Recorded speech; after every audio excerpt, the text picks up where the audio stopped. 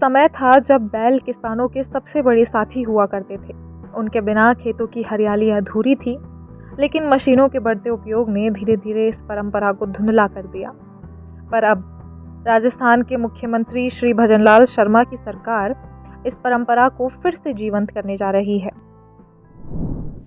नमस्कार, आप देख रहे हैं विकास गाथा, जहां हम आपको रूबरू कराते हैं सरकार की उन नीतियों से, उन योजनाओं से जो राजस्थान की विकास की नई इबारत लिख रही हैं। राजस्थान के मुख्यमंत्री श्री भजनलाल शर्मा ने इसी विरासत को पुनर्जीवित करने का बीड़ा उठाया है। सरकार की एक ऐतिहासिक पहल के तहत किसानों को बैलों के उपयोग के लिए आर्थिक सहायता दी जा रही है, जिससे प्राकृतिक और टिकाऊ कृषि को बढ़ावा मिलेगा। तो आइए जानते हैं इस अनोखी पहल के बारे में विस्तार से और समझते हैं कि कैसे भजनलाल सरकार का ये कदम किसानों की तकदीर बदल रहा है।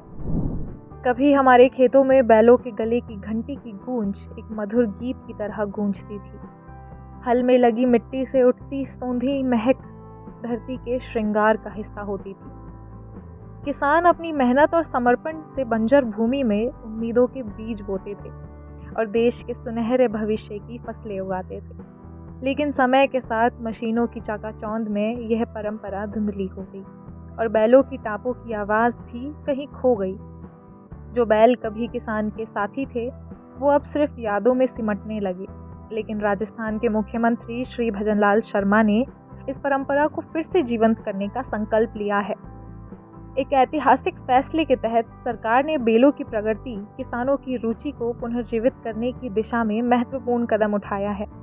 जहां एक और आधुनिक तकनीक ने खेती को आसान बनाया है, वहीं बैलों की वापसी से प्राकृतिक खेती को बढ़ावा मिलेगा, जैविक कृषि को बल मिलेगा और हमारे गांवों की पारंपरिक खुशबू फिर से महक उठेगी। भजनलाल सरकार की इस पहल से न केवल किसान लाभान्वित होंगे, बल्कि आने वाली पीढ़ियों को भी अपनी समृद्ध कृषि विरासत से जुड़ने का अवसर मिलेगा।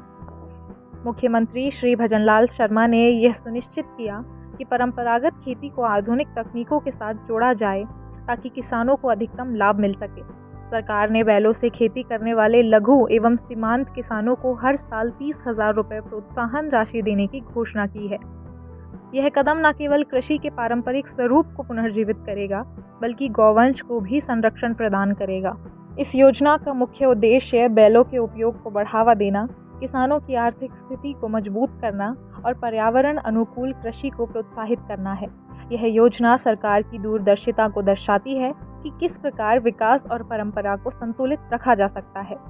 श्री भजनलाल शर्मा की इस योजना से हजारों किसानों को प्रत्यक्ष लाभ मिलेगा। इससे उन किसानों को राहत मिलेगी जो महंगे ट्रैक्टर और मशीनों का खर्च वहन करने में सक्षम नहीं थे।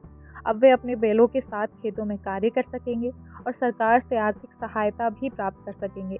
मुख्यमंत्री श्री भजनलाल शर्मा के इस पहल से कृषि कार्यों में बैलों के उपयोग को प्रोत्साहन मिलेगा। इससे लघु और सीमांत किसानों को भी आर्थिक लाभ हो सकेगा। इसके लिए कृषि विभाग की ओर से किसानों की सूची बनकर तैयार करनी होगी। किसानों को लाभान्वित करने के लिए कृषि विभाग द्वारा किसानों का डेटाबेस तैयार किया जाएगा। किसानों को पहले आओ पहले पाओ के आधार पर ही आवेदनों का निस्तारण कर लाभान्वित किया जाएगा। भजनलाल सरकार ने सुनिश्चित किया है कि यह योजना सही किसानों तक पहुंचे और पारदर्शी तरीके से लागू हो। इसके लिए कृषि विभाग किसानों की सूची तैयार करेगा और पहले आओ पहले पाओ के आधार पर अनुदान प्रदान किया जाएगा। इस योजना का लाभ लेने के लिए किसानों को कुछ आवश्यक योग्यताएं पूरी करनी होंगी। सबसे पहले किसान के पास एक जोड़ी बैल होना आवश्यक है।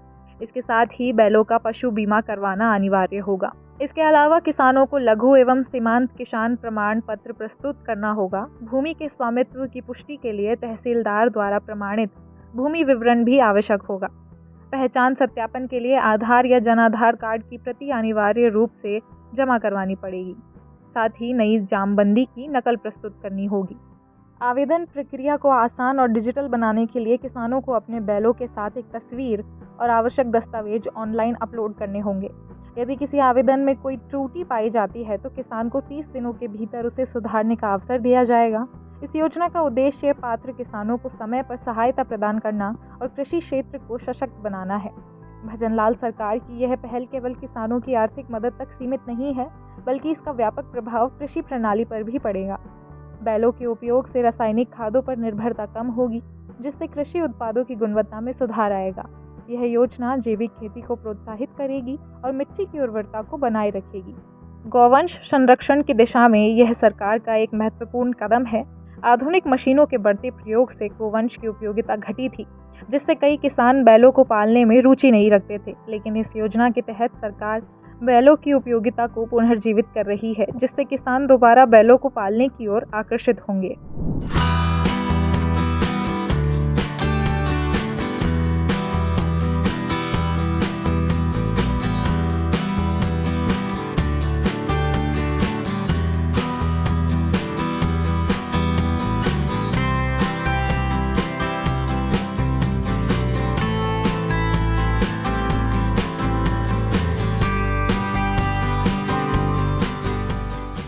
राजस्थान के किसान इस योजना से बहुत उत्साहित हैं। लघु और सीमांत किसानों के लिए यह योजना किसी वरदान से कम नहीं है। छोटे किसान जो पहले महंगे कृषि यंत्रों के कारण खेती करने में असमर्थ थे, अब वे बिना किसी अतिरिक्त लागत के अपनी परंपरागत खेती जारी रख सकेंगे। विकास गाथा के इस एपिसोड में फिलहाल के लिए इतना ही। अगले एपिसोड में फिर मिलेंगे एक नई विकास यात्रा के साथ। तब तक के लिए मुझे दीजिए इजाजत। नमस्कार।